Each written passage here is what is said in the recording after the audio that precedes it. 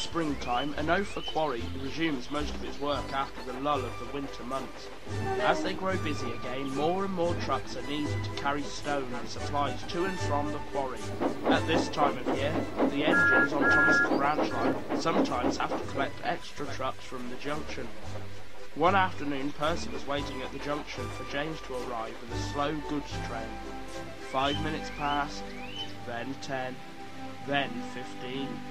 Percy was growing tired of waiting. Those mainline engines, they're so unreliable. 15 minutes late, why, I'm never that late. Then he wheezed loudly, as if to make his point. Just then a whistle sounded in the distance. James rounded the bend, making an awful grinding noise as he approached the station. Where have you been? I'm going to be late for the quarry. This isn't my fault. It's that stupid truck. Good luck with him. I'm just glad he's off my train. What truck? But before James could answer, Percy heard some workmen shouting from the back of James's train. Some workmen and the guard were fiddling with the brakes on a small truck. Got it! That brake is finally off. Can you believe all the trouble it's caused us? I can't believe it kept slipping on all the way here. Hopefully you've settled it now. We don't want Percy to be late too. The last few trucks from James's train were coupled to Percy's, and he puffed confidently away. But Percy wasn't even halfway to the quarry when he began to have trouble of his own. The truck that had given James so much trouble slipped its brakes on suddenly. The brakes squealed and groaned as Percy dragged the truck along the line, several metres before stopping. His driver and guard got out to examine the truck, released the brake, and got the train moving again. The truck called to Percy as he began to move. I'm sorry. I'm trying my best to keep my brakes off, I promise. But the truck couldn't keep his brakes off, and Percy had to stop 3 more times to release it before they reached the top station. Percy was furious. That afternoon, Percy was shunting the trucks for Toby to take to the quarry the next morning. He came across the truck with the faulty brakes. He looked as if he were about to cry. I'm so sorry for making you late. This happens to me all the time. They tell me I'm unlucky. If it isn't me brakes, it's me woodwork. If it isn't me woodwork, it's me couplings. Something always goes wrong on whatever train I'm with.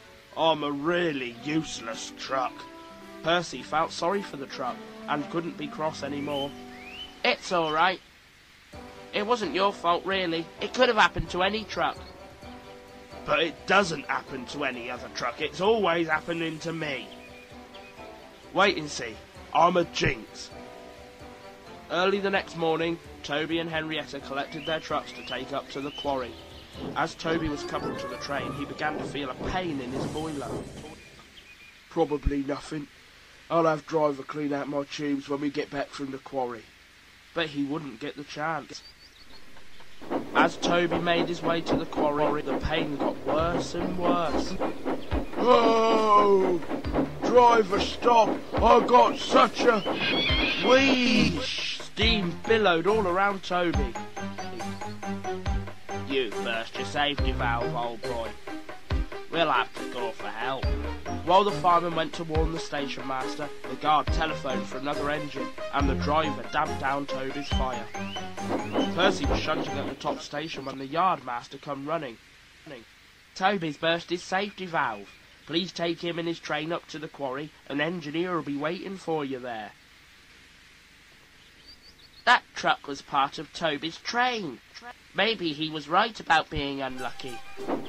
And he hurried away to help Toby. Percy arrived and butted up behind Toby. He could hear the truck shouting desperate apologies to Toby and Henrietta. I'm so sorry, this is entirely my fault. I'm unlucky. I told the yard manager to leave me behind, but he said he couldn't spare me. As Percy began to push, he wished there was something he could do for the truck to make it feel happier.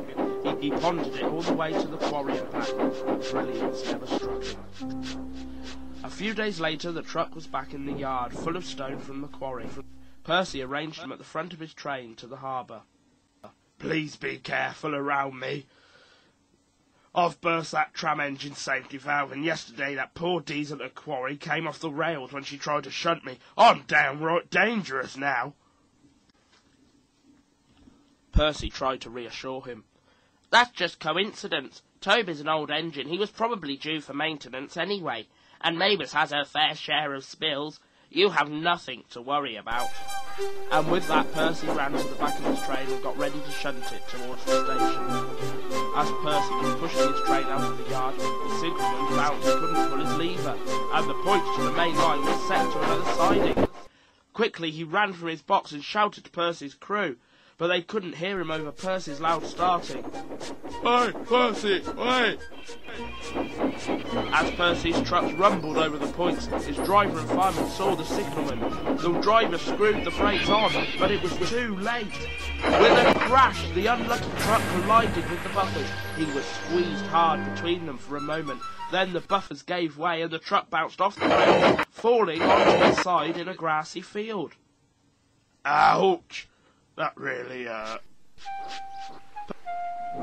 Percy backed away with the unhurt trucks, and as he crossed back over the points, they miraculously began to work again. No one had been hurt in the accident, but the truck's chassis was badly damaged.